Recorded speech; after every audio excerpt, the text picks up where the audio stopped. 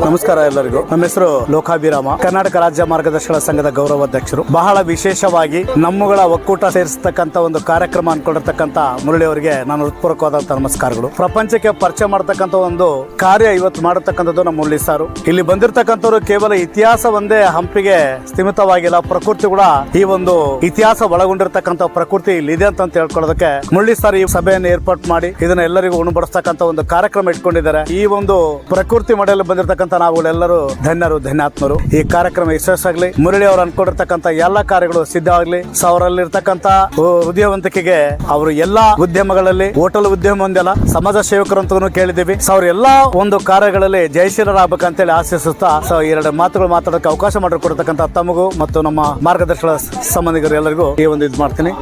ಮುರಳಿ ಅತಿಥಿ ಗೃಹ ಹಂಪಿ ಇನ್ನು ಹೆಚ್ಚಿನ ಮಟ್ಟದಲ್ಲಿ ಇದು ಬೆಳಿಬೇಕು ಅಂತೇಳಿ ಆಶಿಸ್ತಾ ಮತ್ತೊಂದು ಸಾರಿ ಅವರಿಗೆ ಒಂದು ಹೃತ್ಪೂರ್ವಕವಾದ ನಮಸ್ಕಾರಗಳನ್ನು ಹೇಳ್ತಾ ಎರಡು ಮಾತು ಮುಗಿಸ್ತದೆ.